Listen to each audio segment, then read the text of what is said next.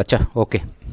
আজকে আমরা যেটা বের করব সেটা হচ্ছে কি সাম বের করব, তারপর সাম ইফ এবং সাম ইফসের যে ফর্মুলা আছে সেটা বের করব। তিনটা ফর্মুলা। তো সামেরটা আমরা সবাই জানি যে ইকুয়াল SUM, সাম দেওয়ার পরে একটা ব্র্যাকেট দিব, সংখ্যার শুরু থেকে শেষ পর্যন্ত সিলেকশন করতে হবে। জানি যেখান থেকে সংখ্যার শুরু এবং যেখানে সংখ্যার শেষ সেই পর্যন্ত সিলেকশন করে ব্র্যাকেট ক্লোজ করব, কিবোর্ড থেকে একটা ইন্টার দিব, তাহলে কিন্তু এখানে সাম কিন্তু বের হয়ে আসবে, মানে এখানে যোগটা বের হয়ে আসবে। তো আমরা এখন যেটা করব সেটা হচ্ছে কি সাম ইফের ফর্মুলা করব। সাম ইফের ফর্মুলা হচ্ছে কি, ধরুন আপনার বস আপনাকে বলল যে নেম থেকে তুমি শুধু শাহিনীর টোটালটা বের করে দাও, মানে শুধু শাহিনীর টোটাল কত আছে সেটা বের করো। তাহলে এখানে টোটালে ক্লিক করব, ক্লিক করার পরে আমি জাস্ট ইকুয়াল দিব, সাম ইফ লিখে ব্র্যাকেট দিব। এখানে আমরা দেখতে পাচ্ছি রেঞ্জ। রেঞ্জ দ্বারা এটা বোঝায় কোন কলাম থেকে নামগুলো খুঁজবে।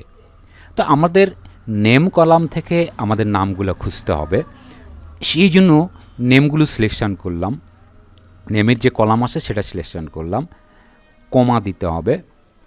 ক্রাইটেরিয়া, ক্রাইটেরিয়া বলতে এটা বোঝায় কার নাম খুঁজব। তো এখানে দেওয়া আছে শাহিনীর নামকে খুঁজতে হবে, যেহেতু শাহিনীর কথা বলছে।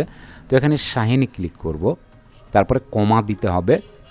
সাম রেঞ্জ, কোন সেলগুলোর সংখ্যা যোগ করতে চাই, মানে কোন সেলগুলোর সংখ্যা থেকে যোগ করতে চাই সেটা। তো এখানে টোটালের যে সংখ্যাগুলো আছে সেখান থেকে শাহিন যে বিক্রি করছে অথবা শাহিনীর যে টোটাল সেটা বের করবে। এই জন্য এটা কিন্তু টোটালের যে কলামটা আছে সেটা সিলেকশন করলাম। এরপর ব্র্যাকেট ক্লোজ করতে হবে, কিবোর্ড থেকে ইন্টার চাপ দিলে জাস্ট এখানে শাহিনীর যে টোটাল কত সেটা এখানে বের হয়ে আসবে। এখন আমরা রাফির যে টোটাল সেটা বের করব, সেটা একটু ভিন্নভাবে করি। ইকুয়াল সাম ইফ ব্র্যাকেট, এবার আমরা এইখানে ক্লিক করব বন্ধুরা, সেটা হচ্ছে ইনসার্ট ফাংশন। এখানে ক্লিক করব। ইনসার্ট ফাংশানে যখন আমরা ক্লিক করব তখন কিন্তু রেঞ্জ এখানে আসছে। রেঞ্জ হচ্ছে কোন কলাম থেকে নামগুলো খুঁজবে, তো নেমের যে কলাম আছে সেই কলাম থেকে নামগুলো খুঁজবে। আর ক্রাইটেরিয়া হচ্ছে ওই নেমের যে কলাম থেকে কার নামকে খুঁজবে। এখানে বলছে রাফির নাম, তো আমরা এখানে রাফিতে ক্লিক করব। সাম রেঞ্জ এখানে ক্লিক করতে হবে, করার পরে কোন সেলগুলোর সংখ্যা যোগ করতে চাই অথবা কোন কলামের সংখ্যা থেকে যোগ করবে। তো টোটালের যে কলাম আছে সেখান থেকে যোগ করবে রাফির যে টোটাল সেটা। এখান থেকে এই পর্যন্ত সিলেকশন করলাম, জাস্ট কিবোর্ড থেকে একটা ওকে দিব। কিন্তু রাফির যে টোটাল আছে সেটা এখানে বের হয়ে আসছে। এখানে সাম ইফ দ্বারা মানে একটি সত্যর উপরে ভিত্তি করে আমরা টোটাল বের করেছি। একাধিক সত্য সাপেক্ষে যদি কোনো কিছু বের করতে যাই তাহলে অবশ্যই সাম ইফসের ব্যবহার করতে হবে। যেমন এখানে আছে ঢাকা বিভাগের যে শাহিন আছে তার টোটালটা বের করতে চাচ্ছি আমরা, আর এখানে যেটা বের হয়েছে সেটা কিন্তু যতগুলো শাহিন এখানে আছে, মানে ঢাকা সিলেট যেটাই হোক সব শাহিনের যোগ কিন্তু এখানে বের করে দিছে। এখন আমরা শুধুমাত্র ঢাকার যে শাহিন আছে তার যে টোটাল সেটা আমরা বের করতে চাচ্ছি। তো এই জন্য আমাদের সূত্র লিখতে হবে ইকুয়াল সাম ইফস ব্র্যাকেট শুরু করতে হবে। এখানে যেটা বলছে সেটা হচ্ছে সাম রেঞ্জ। সাম রেঞ্জ বলতে এটা বোঝানো হয়েছে কোন কলাম থেকে যোগ করবে, টোটালের যে কলাম আছে সেখান থেকে যোগ করবে, এটা সিলেকশন করলাম। তারপরে দেখুন এখানে কমা আছে, তারপরে ক্রাইটেরিয়া রেঞ্জ 1, এখানে আমাদের দিতে হবে কোন কলাম থেকে নামকে খুঁজব। এই নেমের যে কলাম আছে সেখান থেকে আমরা নামগুলো খুঁজব, তারপরে কমা দিতে হবে। এরপরে এখানে বলছে কার নামকে খুঁজব, এখানে বলছে এই শাহিনীর নামকে খুঁজতে বলছে, তাহলে এখানে শুধু শাহিনকে আমি ক্লিক করব, তারপরে কমা দিতে হবে। এরপর যেটা আছে সেটা হচ্ছে ক্রাইটেরিয়া রেঞ্জ 2, মানে কোন কলাম থেকে ডিভিশন খুঁজবে, তাহলে ডিভিশনের যে কলাম আছে সেখান থেকে ডিভিশন খুঁজবে। এখানে কমা আছে, কমা দিতে হবে।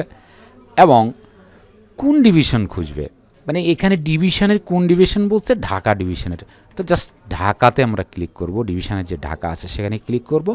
এবারে আমরা ব্র্যাকেট ক্লোজ করব। এর দ্বারা এটা বোঝানো হইল যে ঢাকা ডিভিশনের যে শাহিন আছে তাকে বের করতে হবে। এখন কিবোর্ড থেকে আমরা এন্টার চাপ দেবো, তাহলে কিন্তু এখানে শুধুমাত্র ঢাকা ডিভিশনের যে শাহিন আছে তার টোটাল বের করে দিয়েছে। আর এটাতে কিন্তু যেখানে যেখানে শাহিন আছে সব শাহিনীর যোগটা কিন্তু এখানে বের করে দিয়েছে। দুইটার তফাৎ হচ্ছে এটা। এখন আমরা সিলেট বিভাগের যে শাহিন আছে তার টোটালটা এখানে বের করতে চাচ্ছি। এটা একটু অন্যভাবে বের করি, ইকুয়াল সাম ইফস ব্র্যাকেট, এই যে এখানে আসবো, এটা হচ্ছে ইনসার্ট ফাংশন, এখানে আসবো বন্ধুরা। এখানে এসে ওই আগের মতোই যেটা বলছে সেটা হচ্ছে কি সাম রেঞ্জ হচ্ছে কোন কলাম থেকে যোগ করব, কোন কলাম থেকে যোগ হবে, এই টোটালের যে কলাম আছে সেখান থেকে যোগ হবে। ক্রাইটেরিয়া রেঞ্জ, এটা হচ্ছে কোন কলাম থেকে নামগুলো খুঁজব, এই যে নেমের যে কলাম আছে সেখান থেকে নামগুলো খুঁজবে।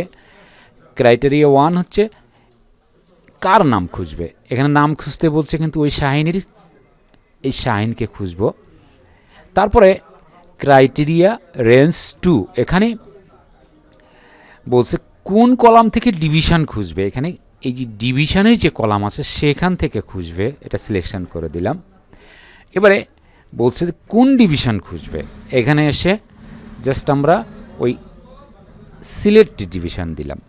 তো এখানে সেই কথাটাই বলছে যে সিলেটের যে শাহিন আছে তাকে বের করতে হবে, ওকে দিব। এখন বন্ধুরা এখানে কিন্তু সিলেটের যে শাহিন তার কিন্তু টোটাল যে সেল অথবা টোটাল যে কোয়ান্টিটি সেটা কিন্তু এখানে বের হয়ে আসে। তো এখানে 3টি শর্ত অনুসারে আমরা এবারে টোটাল বের করব। সেটা হচ্ছে কি খুলনা ডিভিশনের যে লিটন আছে সে মনিটর মোট কতগুলো বিক্রি করছে সেটা আমরা বের করব। এই জন্য এখানে আসতে হবে, আগের মতো ইকুয়াল সাম ইফস লিখব, ব্র্যাকেট শুরু করব। এখানে বলছে দেখুন যে সাম রেঞ্জ মানে কোথায় থেকে যোগ করবে, টোটালের যে কলামটা আছে সেখান থেকে যোগ করবে, টোটালের যে কলাম সেখান থেকে যোগ করবে। তারপর আমরা এখানে কমা দেখতে পাচ্ছি, কমাটা দিতে হবে। এরপরে আমরা যেটা দেখতে পাচ্ছি ক্রাইটেরিয়া রেঞ্জ 1, মানে এটা দ্বারা বোঝাচ্ছে যে কোন কলাম থেকে নাম খুঁজবে। তো নেমের যে কলাম আছে সেখান থেকে নাম খুঁজবে, তারপরে কমা দিতে হবে। এরপর যেটা বলছে হচ্ছে ক্রাইটেরিয়া 1, কার নাম খুঁজবে। এবার আমরা লিটনের নামকে খুঁজতে চাচ্ছি এখান থেকে, এই জন্য লিটনে ক্লিক করতে হবে, কমা দিতে হবে। এরপরে যেটা দেখতে পাচ্ছি সেটা হচ্ছে ক্রাইটেরিয়া রেঞ্জ 2, কোন কলাম থেকে ডিভিশন খুঁজবে, ডিভিশনের যে কলাম আছে সেখান থেকে ডিভিশনকে খুঁজবে, তারপরে কমা দিতে হবে। এবার কোন ডিভিশনকে খুঁজবে, এখানে বলা আছে খুলনা ডিভিশনকে খুঁজবে, তো এখানে খুলনা লিখে দিতে হবে, ক্লিক করতে হবে, কমা দিতে হবে।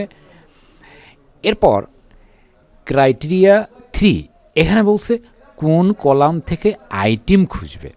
তো এই যে আইটেমের যে কলাম আছে সেখান থেকে আইটেমগুলোকে খুঁজবে অথবা আইটেম খুঁজবে। তারপরে কোন আইটেম খুঁজবে, এখানে বলা আছে মনিটর, জাস্ট এখান থেকে আমরা মনিটর ক্লিক করব।